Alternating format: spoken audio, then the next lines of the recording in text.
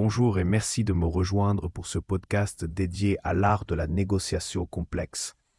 Ici, nous explorons ensemble ce qui se cache derrière chaque mot, chaque silence et chaque tension, afin d'atteindre une meilleure compréhension et de bâtir une confiance solide. Inspiré par le travail de Marwan Méry, ce podcast vous invite à plonger au cœur de cet univers passionnant. Prenez place, relaxez-vous et bonne écoute.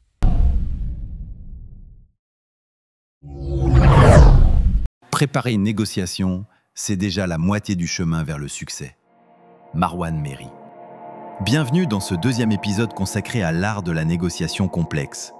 Si le premier épisode nous a permis de comprendre l'importance du terrain invisible, aujourd'hui, nous entrons dans les coulisses. C'est ici que tout se joue vraiment. Ce que l'on voit d'une négociation, la discussion, les arguments, les silences bien placés, n'est que la pointe émergée de l'iceberg. Tout commence par une question, suis-je prêt ? La négociation n'est pas un art de l'improvisation. Elle n'est pas une joute verbale. Elle est un combat préparé, une chess-box mentale, où chaque pièce doit être placée avant d'entrer dans l'arène. Marwan Méry le dit clairement. Sans préparation, le négociateur fonde ses espoirs sur de l'improvisation, et il n'est plus maître de son destin. Étape 1. Analyser le contexte. Avant tout échange, il faut comprendre la situation. Pas celle que l'on imagine, mais celle qui est. Prenons un exemple tiré du livre. Un négociateur croit que son interlocuteur veut de l'argent. Il demande une rançon. Mais en creusant, il découvre que l'enjeu réel n'est pas financier, mais identitaire. Le maître chanteur ne cherche pas à s'enrichir. Il cherche à se faire entendre, à exister. S'il s'était arrêté à la surface, la négociation aurait échoué. Le danger, ce sont nos propres biais cognitifs.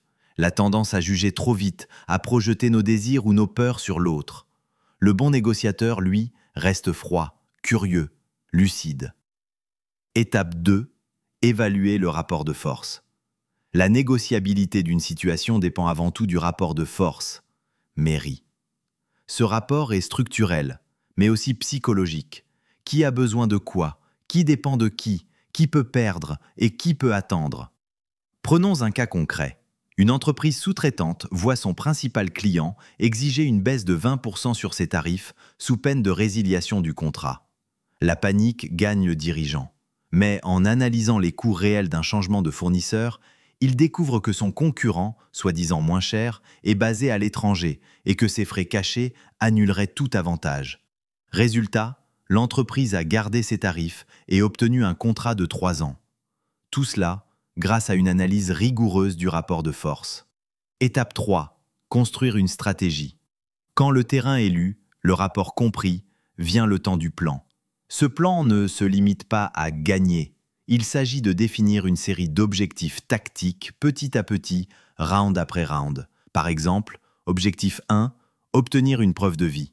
Objectif 2, créer un lien humain. Objectif 3, faire tomber la méfiance. Objectif 4, négocier un compromis.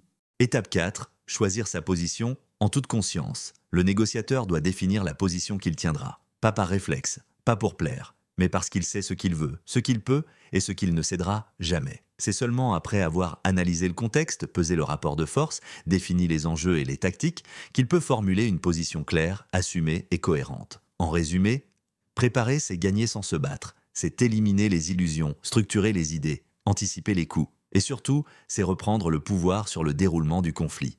Un négociateur qui improvise n'est pas libre. Il est prisonnier de l'adversaire. Marwan Méry. Dans le prochain épisode, nous verrons comment conduire une négociation en temps réel, comment poser sa voix, lire les signaux faibles, résister aux manipulations et conclure sans jamais dominer. Merci pour ton écoute, à très bientôt.